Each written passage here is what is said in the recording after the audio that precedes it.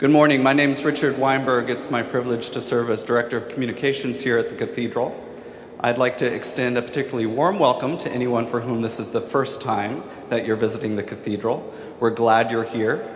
If you live here in town and you're here especially for this program, I wanted to make a plug that in addition to my day job here, I also serve as co-chair of our fairly new but very vibrant and quickly growing LGBT ministry group. If you're interested in finding out more about that, you can talk to people in the back after this program. And I hope you'll stay for the service of Holy Eucharist, which begins immediately following this conversation, where we'll lift up in prayer all those around the world who are suffering from hate-inspired bullying, discrimination, and violence. The context for this program, it really culminates a weekend that began on Friday night with the world premiere of Matt Shepard is a Friend of Mine, a new documentary. The Dean will say more about the context for the weekend, but I just wanted to mention that LGBT equality is one of just a handful of issues that the Cathedral is working on. Another will be on display on October 20th. I hope you'll come back.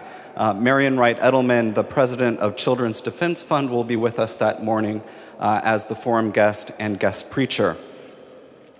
None of this weekend would have been possible without many people. Your presence is part of that. In particular, I wanted to say a few words of gratitude to our co-presenting partners, the Matthew Shepard Foundation and the Tyler Clementi Foundation, all who support and serve them. Our sponsors, Michael Hill and Dr. Michael McMahon, Greg Kubiak and Joe Cantor, Glenn Ackerman and Ernesto Santaya, and the law firm Ackerman Brown.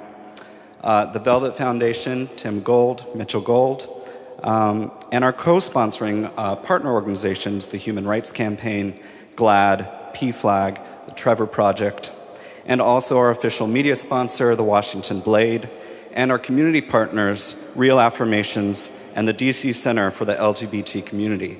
Please join me in thanking all of them and turning things over to Dean Gary Hall.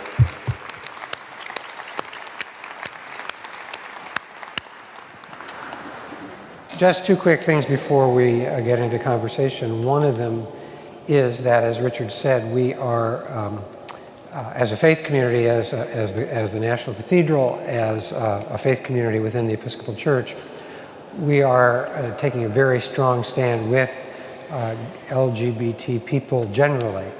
But specifically, I am becoming increasingly concerned, and I believe many in our orbit are increasingly concerned with LGBT children, teenagers, younger children, and the struggles that they are going through, not only their own internal struggles, but the struggles that are foisted on them by society. So part of what we're doing this weekend is specifically to show our concern for LGBT youth and children, and to find ways that we as the faith community can reach out, affirm, and support them. So that is sort of the context for this weekend. I'd like to introduce the participants. To my far right is Judy Shepard, who is Matthew Shepard's mother and the founding president of the Matthew Shepard Foundation. To her left is Joshua Deese, an LGBT youth advocate and member of the Trevor Project's Youth Advisory Council. And seated at my side here is Jane Clementi, who is Tyler Clementi's mother and co-founder of the Tyler Clementi Foundation. So please join me in welcoming all this morning's guests.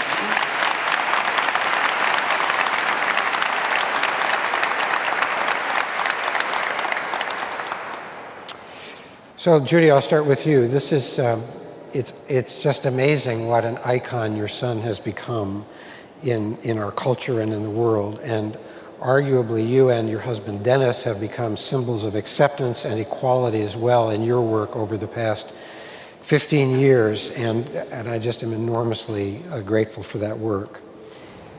You also are very clear in the stuff you've written, though, that you're a mother and that October every year is a very hard month for you.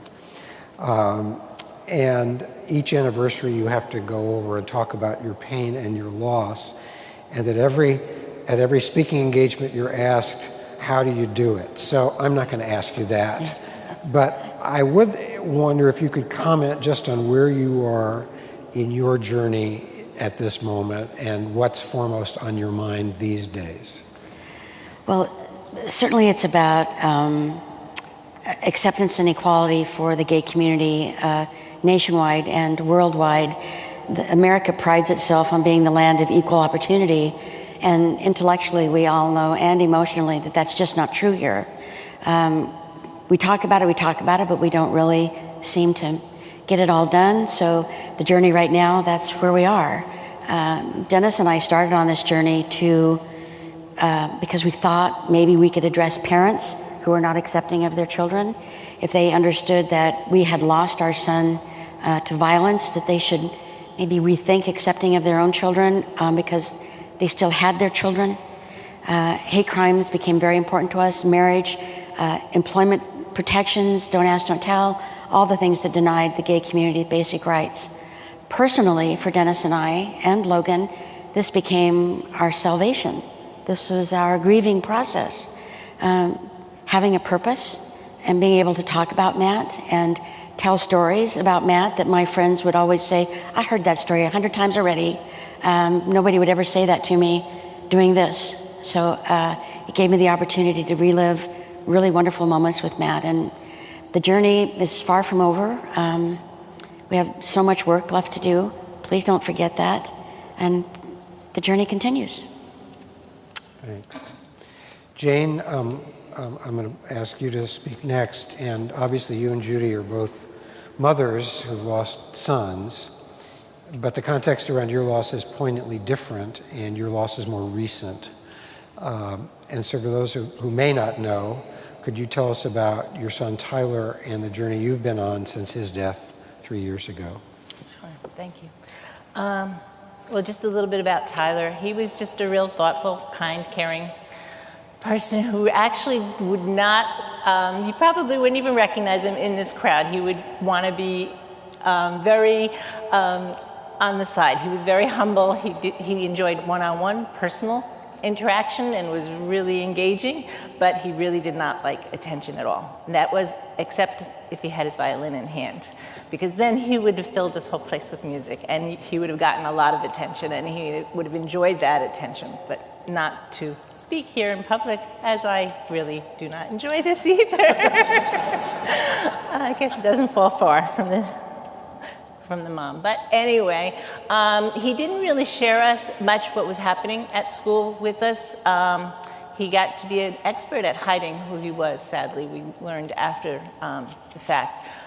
But in September of 2010, while he was just a few weeks into his freshman year at Rutgers University, he was webcammed in a sexual encounter with another man.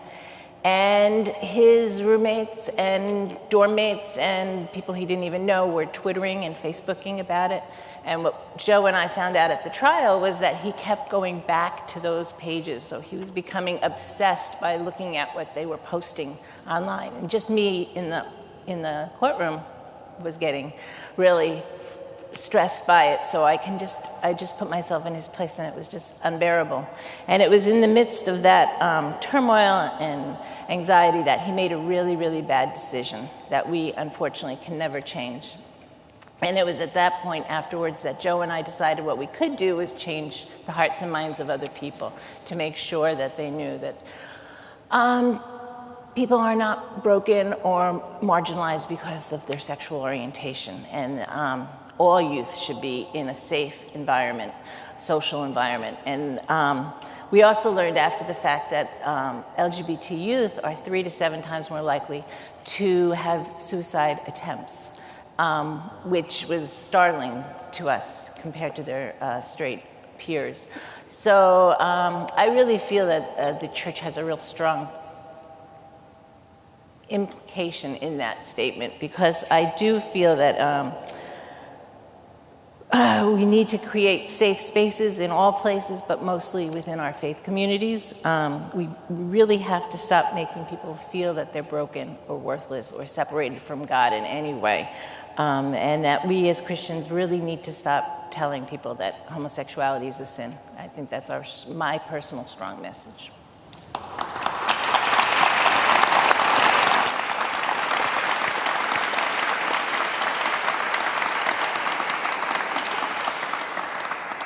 Thanks, Jane. We'll come back to the church part of that in a bit. Josh, thank you for being here. I know you bring another perspective in that, one, you're not a mother, and I'm not a mother either, but two, you're only 19, and I actually do have ties older than you, and you were just a toddler when Matt was killed.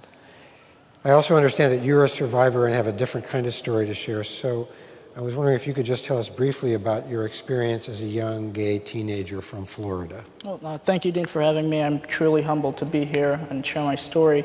I like starting off with saying that it's not easy to grow up as openly gay in South Florida. No matter how close you are to Fort Lauderdale or Miami, it's very, very hard. I never had any friends until my 11th grade of high school. And all throughout school, I was bullied heavily. In elementary school, it's because I was different. I started watching CNN when I was in 2nd grade, and I'd read a book instead of going to recess. In middle school, it was because people thought I was gay, and in high school, it was because I actually was.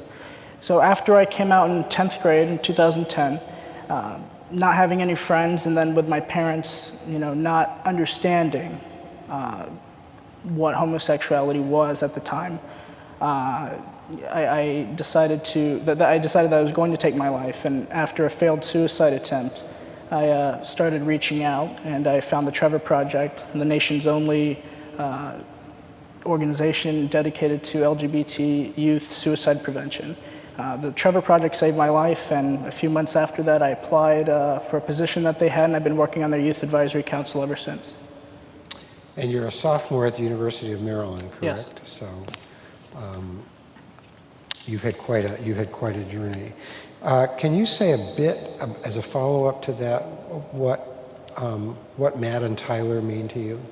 Well, I recall as I was younger hearing about Matthew being murdered, and I remember as I started coming to terms with my sexuality, researching and becoming more familiar with his story, and just remembering, I remember how horrible I felt, knowing that there was just such hatred in the world just because you wanted to be yourself, and knowing that growing up in Florida, trying to be myself, I was never accepted, and just knowing that I could be subject to what he was. I came out around the same time that Tyler took his life, so that was something that hit home for me because it was something I was thinking of as well. But I do see both of them as inspirations. They are lights they're lights that allow me to keep fighting for the cause and helping prevent LGBT youth suicide and helping prevent hate crimes. And it's great to see such caring parents like Jane and Judy who are striving and supporting the cause and helping to create a new path, a new future for our LGBT youth. In the sermon this morning, which some people have heard and some people haven't, but I sort of talk about the church, what the church I think needs to do in terms of really embracing homosexuality in a positive way rather than just passively accepting it. But Jane, you started off a little bit talking about your sense of the church aspect of this. And we here at the Cathedral and in the Episcopal Church generally have moved a far way down the road in terms of marriage equality that I think other Christian traditions have not, and some other world religions haven't. And so people sort of look to us right now because of the marriage equality issue, and I think our next step is really to engage much more about the struggles of LGBT youth. But I'm just mindful of that I don't know what the percentage would be, but that a large part of the American religious community is not supportive of gay and lesbian, transgender, bisexual people. So, and especially to kids. And so I know that you've got some feeling that Tyler's tragedy may have had some relationship to the church's role. And I just wonder if you want to expand on that a bit. Well, sadly, I don't really know exactly how much it played in Tyler's situation, because what was most heartbreaking to me was when he came out, he was very ready to walk away from his faith. He didn't feel that a Christian could be gay, or a gay person could be Christian, which I guess speaks to that. I don't know to what extent it extends into that, but that was heartbreaking to me because I knew that he had professed faith and I knew he was in God's hands, and Scripture says no one can snatch him out of God's hands, so I knew he was saved, and I needed to know that certainly in September of 2010 because I know where Tyler is and that he's safe. But it was heartbreaking that I was not prepared to answer him and give him an answer when he came out to me, sadly. And that started my journey even after he came out and when he was away those first few weeks of what did he mean that works for you, Mom, but it doesn't work for me, and how he could walk away from his faith. And that was a big struggle for me at the time. I've since know the answer, and I wish I could tell him that he can be a Christian and be gay, and I met many great people in the last 36 months that have been able to help me understand that. And I just think that sometimes we just have to look back into Scripture and revisit it with the knowledge we have for the 21st century. What Paul was saying to the Romans and the Corinthians in the first century is not what we know for the 21st century. It's almost like in 1600 when the telescope was invented. Up until that point, the church held firmly that everything revolved around the earth, and we now know that that's not true, and I don't think there's any Christians here that would speak differently to that. And I just think we need to revisit some of that Scripture. I don't think we need to throw Scripture away, but we just have to revisit it and see how it applies to the 21st century. And it's an important issue. I agree, and that Paul, as much as I admire and love Paul, because I really do, Paul was a creature of his own culture, and Paul doesn't have really great things to say about heterosexual marriage either, so it's not like, he's not endorsing a lot of anything having to do with sexuality, so it's complicated. How do we go to an ancient text and take the truth from that text, but realize that world doesn't understand the human personality, the human makeup in the way that we do, and so it's really an apples and oranges kind of question. And we know that nothing surprises God. God knows that you can't change someone's sexuality. Right. That's a gift that He's given us, and He doesn't expect us to change our sexuality. It's sad to me, though, that Tyler felt. I mean, one, I would say, as someone who's worked with kids a lot, college is a lot of it works for you, Mom, but it doesn't work for me is a thing a lot of college students say, regardless of their sexual orientation. So that's a kind of natural adolescent thing. But the tragedy for me is that he felt that he had to choose between being who he was and being a Christian. That somehow that those were incompatible, and that's tragic, it seems to me. And that we never had the chance or the time to explore it. To explore it together, right. Judy, I know your family, and your family are Episcopalians, as was Matt, and his funeral was at St. Mark's Church in Casper. So I'm just wondering how your perspective about the faith community, both before and after, is either similar to or different than Jane's. Well, half of our family was involved in the church and the other half not. So Dennis and Logan preferred to watch football rather than go to church. So Matt and I were part of, Matt was an acolyte, I was the altar guild at our church, St. Mark's, before he moved to Saudi Arabia. And Matt loved the church. He had a deep respect for the church and also a love of what he used to call the theater of the church. He felt very connected to the congregation as a collection of friends. Through his life, he also felt betrayed by his church, one particular building in Denver. But he was absolutely trying to reconnect with that sense that he had with his relationship with the church and God when he was back in Laramie. He started going to the youth group meetings and being a part of that. But my own personal feelings is I'm so proud right now to be part of a very progressive church who understands humanity and social justice, and my personal view that God loves everybody and doesn't say you're okay, but you're not. That isn't what I think any church is about, or God's lessons are about. Have you found, so you found the church supportive? At Matt's services, it was incredible. All the churches in town really came together around Matt's services, and the church, the Episcopal Church in particular, I found to be very supporting, and other branches of other denominations, and equally those who are not. But there's a lot of work still to be done. Josh, what's your religious background, and to what extent did your religious upbringing either strengthen you or oppress you? Well, I was born and raised Catholic, and being in Southern Florida, it is a very Christian area. It's very conservative. So that was one of the reasons that I was very scared to come out to my parents, to come out to my community. I felt that I would ultimately be shunned by everyone. That wasn't the case, fortunately. Because I broke the precedence in my hometown of being openly gay, it started a conversation. And it wasn't something that my priest at the Catholic Church, it was a conversation that he'd had before. So he honestly didn't know how to react, but he never shunned me. He always told me, he always made me understand that God never hated me, and that I was who I was, and that I should come to the church as I am.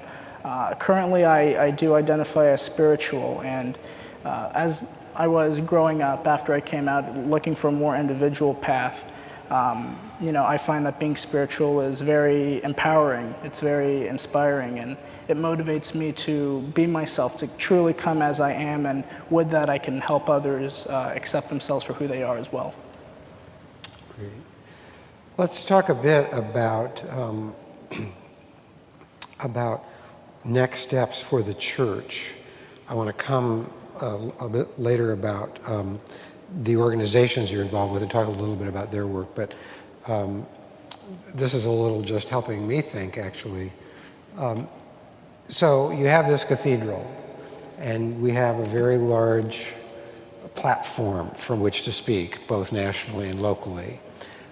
And we have people on the web watching us in fairly sizable numbers right now on Sunday morning. So if you could create the message and the program, not just for this cathedral, but for the mainline religious world.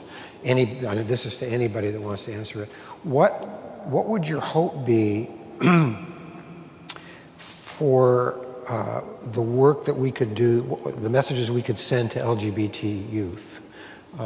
What would be the best things that we could say, do you think, or things that we could do, or services we could offer that would let them know, A, that God loves them, B, that they're not alone, and C, that it's okay to be a person of faith and LGBT.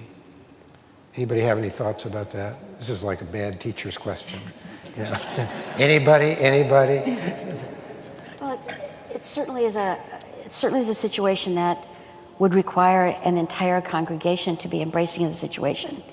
To separate them and say, this group of kids is gay and lesbian, and now how are we going to make them feel inclusive, is not to separate them from inclusion. Right. So it's the yin and the yang of the issue. They have to feel accepted, and they have to be identified, but then they also need to be included.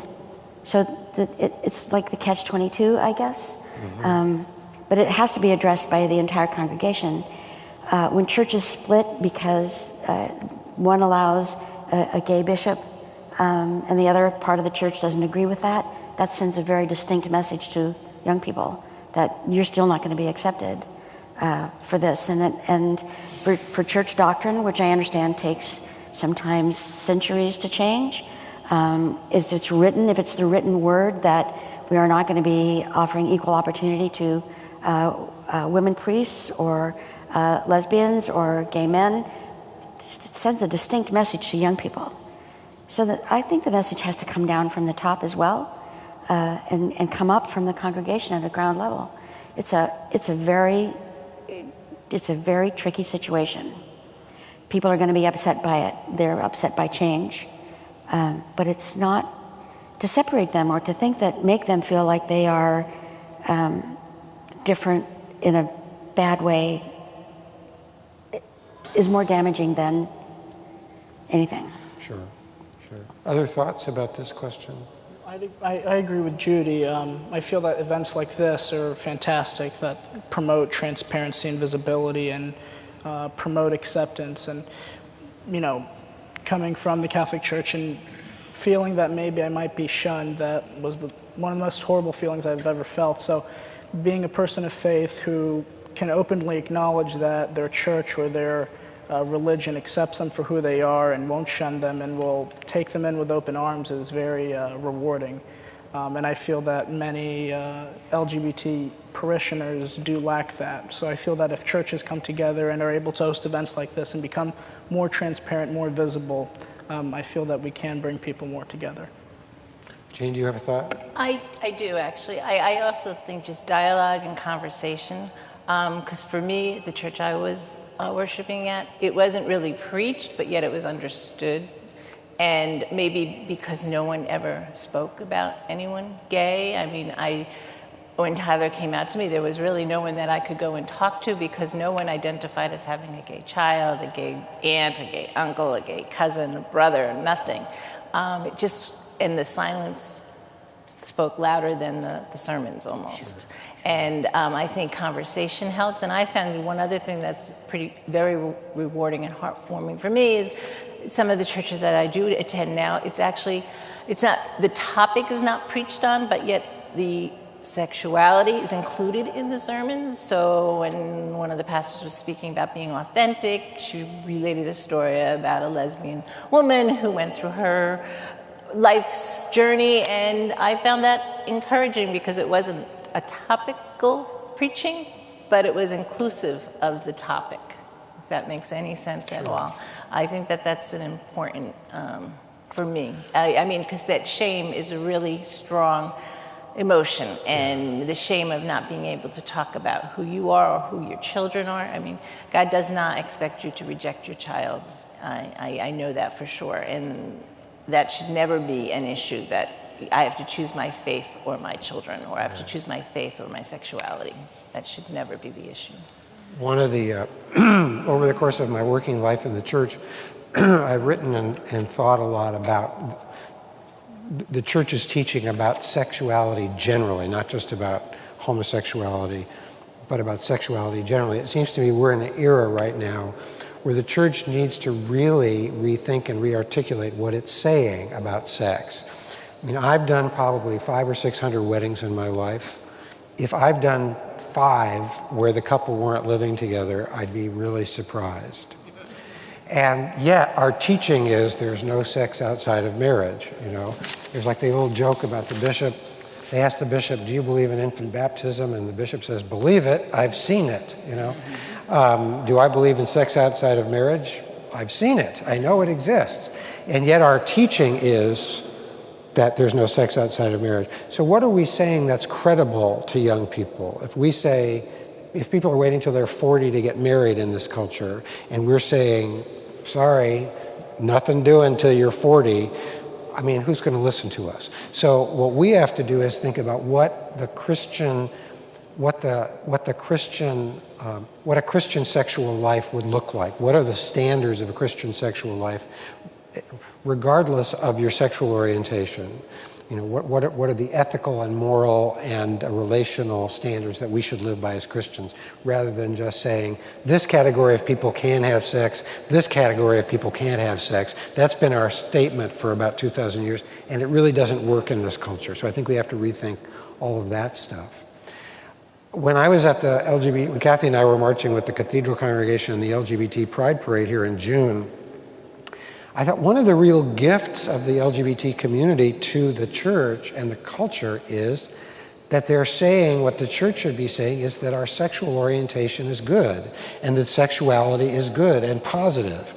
And I was, saying there should be a straight pride parade, and I'm sort of joking, but I'm not, in the sense that I think one of the things one of the things that makes it hard for faith communities to address sexuality is a basic kind of shame about all sexuality in the church. And I had a friend of mine who's a gay priest in California say, it's hard for me to talk about being gay because that raises the whole question of sexuality in general, and that makes everybody uncomfortable. So I think part of what we need to do is not only send the message that it's okay to be gay, lesbian, bisexual, or transgendered, it's also okay to be straight, and to live out that identity. And we need to say more positive things, I think, about sex and sexuality in general than we've been willing to do. The other thing I would say, and I just would briefly, I know we haven't got a lot of time left, but you talked about a catch-22, Judy, and I think about the catch-22 this way. It's really important for us in the pulpit to say what I'm trying to say this morning, but it does help enormously when LGBT people are out and visible in a congregation, because then the issue moves from being abstract to concrete. And it's one thing to say, well, I think I'm against homosexuality, but, well, I know Matt, or I know Tyler, or I know Josh, and they're good people. So I don't want to put the burden on, because that obviously means that the people who are the first to come out share a large burden, and I don't mean to try to increase their burden, but it does seem that two things have to happen. The institution needs to be much more embracing, but we've got to make a space for people to come out and be visible so that the people who think that homosexuality is wrong realize that they actually know and love people who are gay and lesbian and bisexual and transgendered. Any thoughts about that before we move on? Well, the power of the personal story is certainly to humanize it, as you said, is really critical. In years gone by, we all knew somebody who's in the gay community. The problem was we didn't know that we knew somebody in the gay community, and now we do. And I heard just the other day that 9 out of 10 people have a direct connection to someone in the gay community. I'd really have to say 10 out of 10. Either have a coworker or a family friend or a family member who's part of the gay community. And we're everywhere. And the more we tell the story, the more you understand that it's not just the village people who are gay, but your insurance salesman, your doctor, your neighbor, your son's best friend. They're all gay and you love and respect them, your coworkers. And if you know that, it changes your whole perspective about what the gay community is and moves the masses away from the awful stereotypes. Let's turn to the 3 organizations that you all are so active and involved in. So Jane, can you tell us a bit about the Tyler Clementi Foundation and what its work entails and what its mission is and its future plans? Sure. We're striving to make changes in social environments. As I said before, we're doing this by having some educational partnerships to further some research, which is one of the things that opened in February. We opened the Tyler Clementi Center at Rutgers. And we're also continuing public dialogue and awareness programs. We have what we call the Bystanders to Upstanders pledge. You can go on our website and take our pledge to become an upstander, because that was one of the things that we saw that failed Tyler also, was that there were many people that saw and knew what was going on, as we saw in the internet and the Facebook, and some were just his doormates right around him, and not one person reached out to either report it, to try to get him help through reporting it through the, an advisor or an RU or a teacher or professor, and most importantly, no one, to our knowledge, reached out to Tyler to say, it's fine no matter what we saw, or apparently they were logged on for minutes and they saw nothing, but that's not what they were texting to each other. So that someone could have reached out and should have. So when you're seeing a situation of someone being belittled or harassed or shamed, we would hope that you would step out and step up of course, always being safe for yourself and ensuring safety. And we're also advocating for some legislation also. There is a bill that was sponsored by the late Senator Lautenberg, the Tyler Clementi Higher Education Anti-Harassment Law. So we're supporting that also. Josh, can you tell us about the Trevor Project and where it's going? Sure. The Trevor Project, again, is the nation's only organization that prevents LGBT youth suicide. We have many services available to LGBT youth in the country.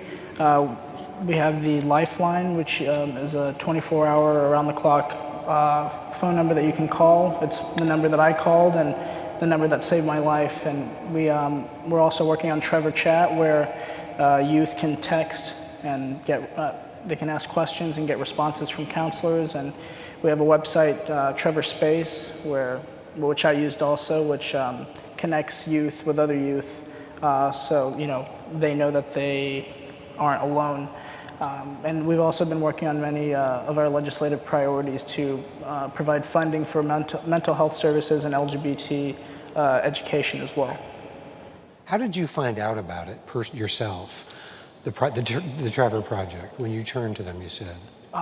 Well, the night of my failed suicide attempt, I started researching online for resources. I decided I was going to give it one more try, and that's when I found the Trevor Project. And I called the number, and a counselor was on the other line, and he told me that you aren't alone. There's nothing wrong with you, and that you should be happy of who you are. You should be proud of that. And kept calling for the next month and a half, and I started using Trevor Space, and one of the other people I was speaking with on there approached me and said the organization's looking for youth leaders to join their youth council, and that's when I applied, and I was accepted after that. Judy, what do the next 15 years of the Matthew Shepard Foundation look like? Well, we originally started the organization 15 years ago because the internet was just a toddler then, and what I found in my travel was that there was no one place you could go for information, and I knew we could not be a direct service provider. We just didn't have the size or the capability to do that. So we are largely an internet presence with 2 websites, and the idea is you can come there and look for Trevor Project or the Clementi Foundation and get information about how to contact them with your own issues, or we can help you, guide you to the counselors or centers or anything where you need help where you are or if you're going somewhere. We work on education issues, raising awareness. We lobby when asked. Our main goal in the beginning was the federal hate crime bill. That's been signed and is now law. And we still have a lot to do. So we're just out there talking. The legislative agenda, the social agenda, what is it? I forget the number of states. I heard all these statistics last night at the Human Rights Campaign thing, but they all kind of went through my head. But number of states in which you can lose your job for being... 29 states. How many? 29 states. You can still be fired for being gay, and I think it's 33 that do not include gender identity. So it's a land of equal opportunity, right? Not so much. Well, I think the extent to which, obviously, it's sort of like public health. One of the reasons you get inoculations is to stop the spread of disease, even if you're not going to get it yourself. It seems to me that passing these laws will make the climate better for kids. That if their parents can be married legally and have all the rights in Michigan, where I just came from, which is one of the states with a constitutional amendment, banning same-sex marriage. Right. But if you live in a state where your parents are going to lose their jobs, where your parents can visit each other on their deathbeds, and there's a whole different culture, that is going to help children too. I think that sends a strong message to straight people also, so that you're not going to be bullying and marginalizing a group of people just because of this or that, whatever that or this may be. If it's legal in a state, it takes away that the onus of somebody being different. And also, it's statistically proven that a high school that has a GSA, a Gay Straight Alliance, whether you're a member of that Gay Straight Alliance or not, you are in a safer environment and you feel safer and you're less likely to have suicidal attempts. I have to tell you just how grateful I am for the three of you and your families and communities. You've been through enormous personal pain, and your willingness not to retreat into that pain, but to use it as a way of really changing things for people at risk is just enormously great and a wonderful gift to all of us. And I just want to express my gratitude to you and to let you know that you have an ally in Washington National Cathedral, and we will do anything we can to promote the wonderful work the three of you are doing. So thank you all very, very much. Thank you.